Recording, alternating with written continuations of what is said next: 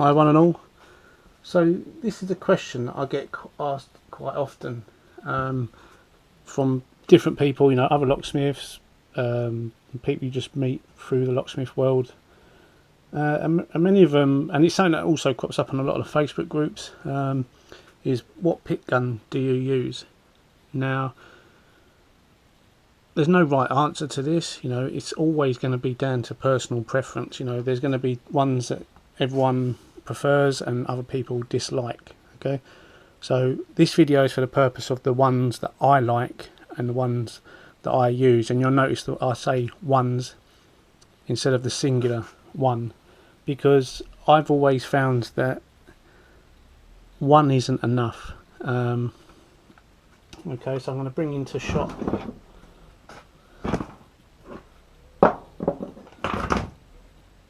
a selection of ones over the years. Some I use still, some I don't necessarily use all of the time. Okay, now these are maybe not what they all seem. Okay, and I'll go through them. Now for me, doing the type of work I do, which can be anything from evictions to warrants to just general day-to-day lockouts, you know, a whole host of things. I don't think I could just rely on one pick gun. Now I can single pin pick, but sometimes you just want the quickest way and easiest way. Now pick guns do require a level of skill as well. It's not a case of just putting it in a lock, pressing a button and hey presto.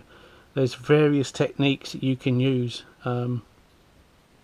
to get locks open. Okay, now for those of you who are not sure what the pick guns are typically for, they're for your standard types of cylinders. So I'm just going to grab a couple. I should have prepped at the beginning. Okay, so these types of cylinders,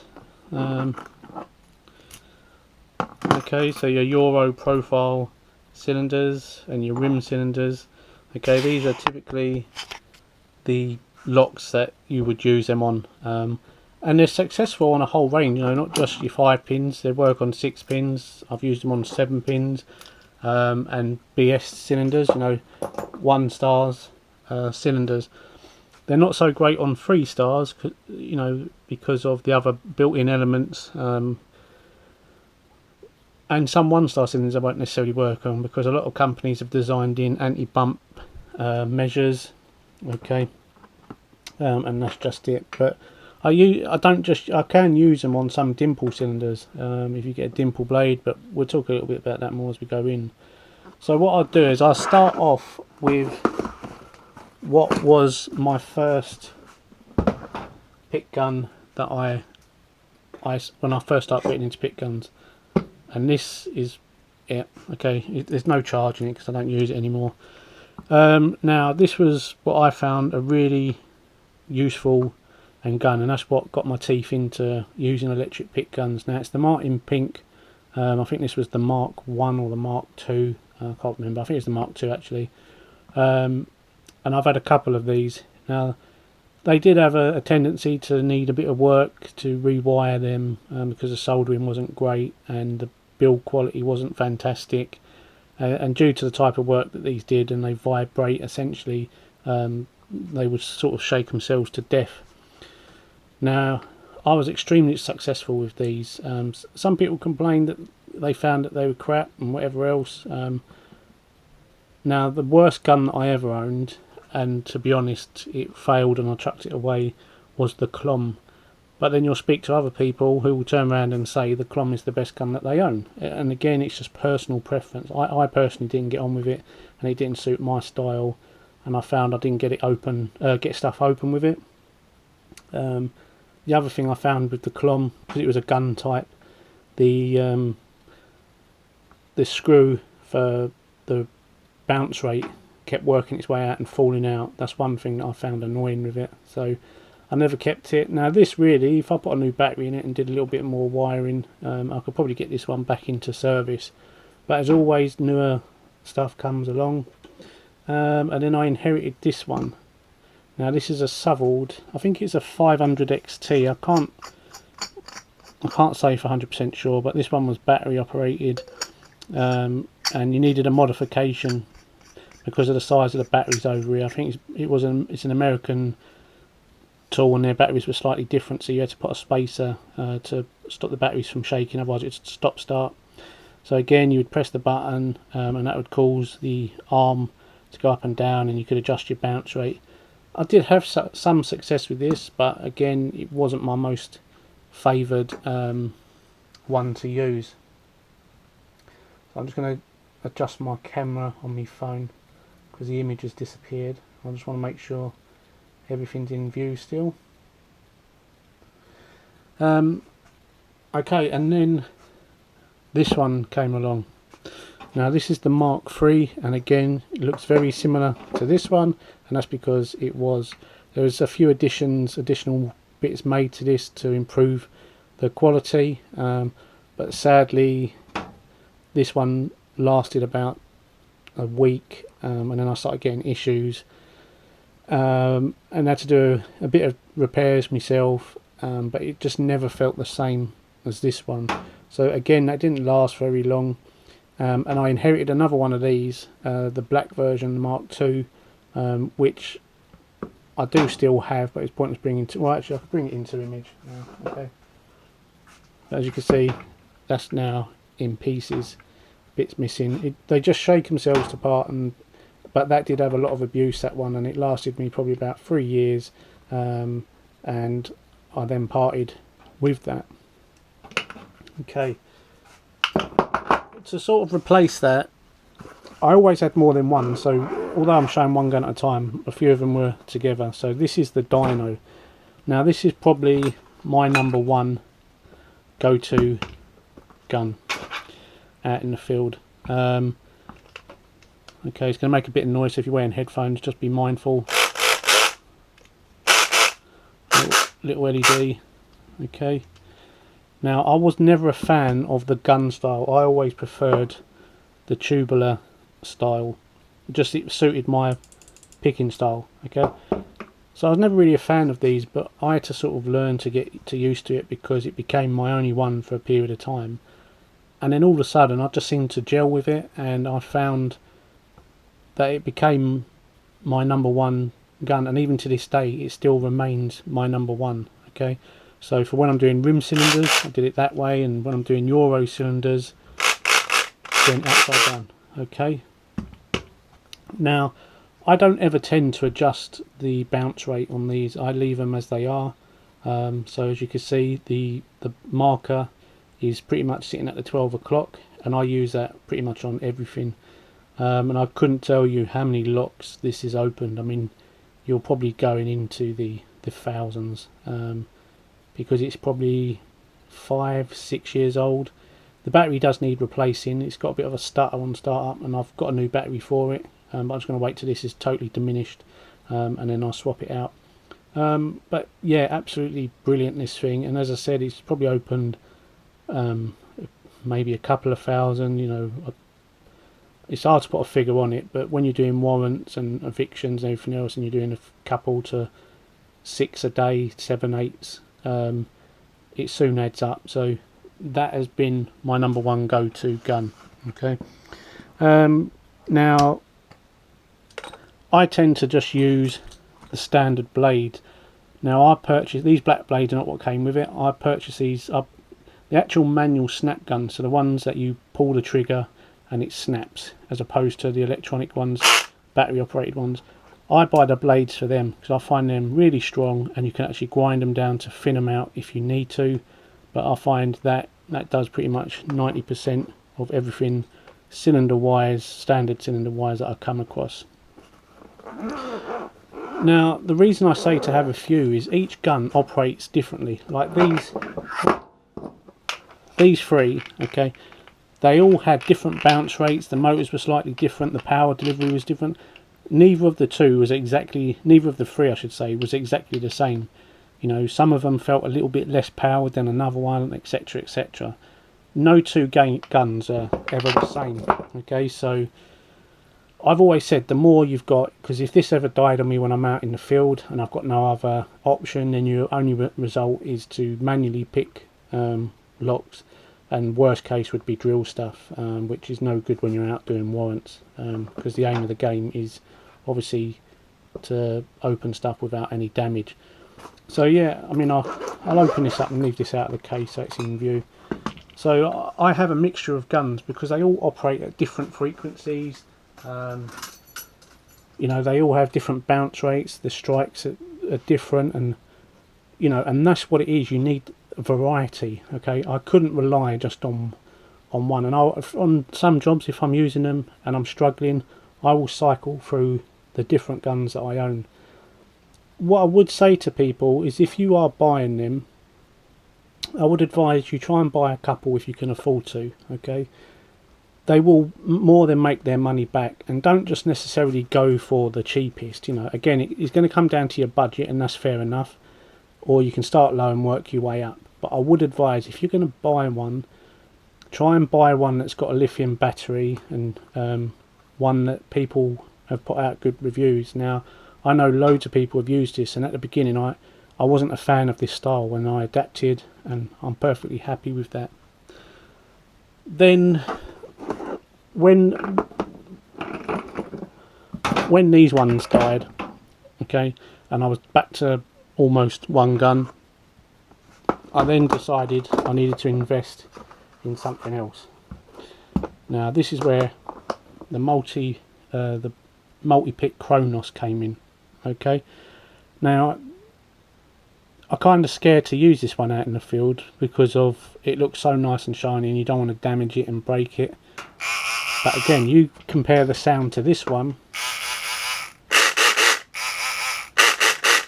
there's no denying that sounds more powerful. But in actual fact, this is quite violent, because that moves so fast. It's a lot quieter, so it doesn't sound as violent as that. So this one's a little bit more subtle to use. But again, I've opened a fair few locks with that, but it's not my number one go-to. This is probably my number 3, number 4, believe it or not. But again, the batteries last for an age. This, when batteries are in their optimal performance, I was probably not charging that. I was probably once a month, once every 5-6 weeks it needed a charge. The same with this, because they're all on like lithium batteries. These lasted a good while. It's just a shame that they wasn't as built to last as I feel these have been. And then moving a step further, I become aware of this brand for other people, which is the Multipick gun. Okay, now Master's fairly new brand that I've started to notice cropping up in the locksmithing suppliers. Okay, and they give you a multitude of bits.